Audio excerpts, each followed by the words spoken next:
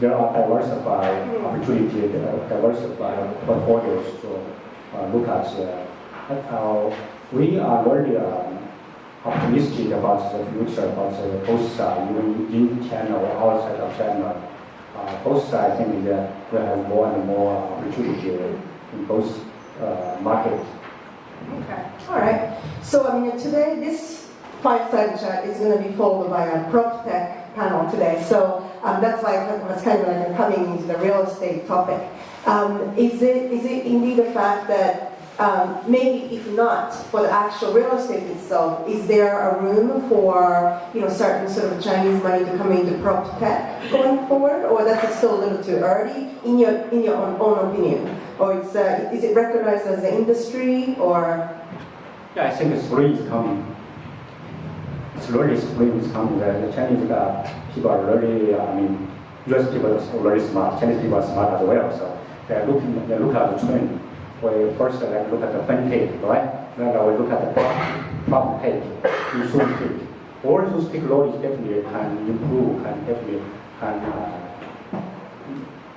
get more, attention from different countries, different investors.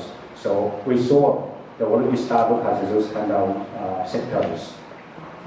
Gradually, I think have more and more cash in.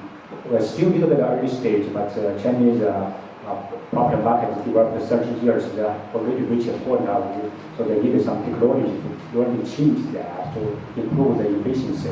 So I think this is very, very good timing. Well, then I guess your organization couldn't have timed this event better than aside from the fact that this is a Chinese New Year celebration time, huh? Yeah, this is why we put together the panel discussion as well. So I really appreciate these big founders. They are the heroes pushing this market earlier, faster. So we are just like an advisor, do something hard a little bit, but the core, the key is still to start off. So the founders, we really look at them. They are our model. Thank you, guys. Okay, then I really have one big ticket question to you before I open this up to the floor for some time. Again, and I'm kind of going back to some of the topics that we're kind of touching upon earlier. As we really want to and start to work with sort of like cross-border initiatives, we need more people like yourself, James, who can really kind of understand both cultures, who can bridge us, if you will. What can we do to nurture more James? That's a good question. Yeah. Really, I saw a lot of young generation do very well. I really appreciate the education in US and in China both. I think in the past 10 or 20 years, I have more and more exchange students each other. Use cross-border talent really can help a lot. Okay. Well, So I guess the moral of the question, the moral of the story there is that we really need to education. I guess at the end of the day. Okay.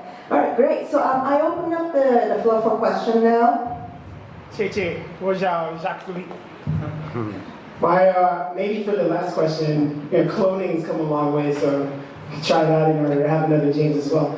But my question relates to what we can do to expand our business in China. So I'm going to go to the property tech panel next, but my last business was in the solar power product space. We manufactured in Shenzhen. Within the first 2 years, we shipped into more than 70 countries.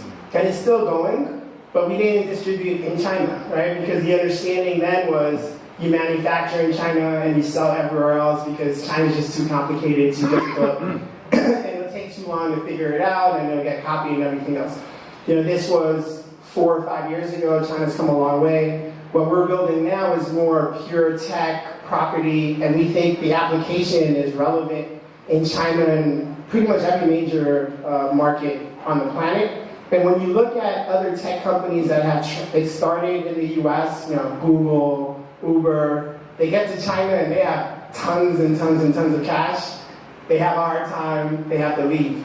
Again, we're hoping that times have changed, but I'd love some insights from you with respect to what should we do in order to be smarter than those who came before with a lot more money in order to properly penetrate, and what would it take? Thank you.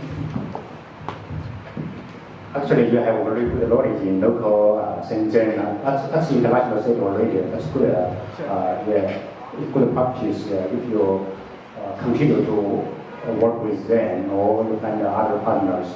Definitely in China, there are so many cities, different cities has different people, different personality. But from number on, we can find some people really understand to work with you. There is a lot of good people as well. Definitely they have some complex issues, but I think at the end of the day, there are a lot of truly business person, professionals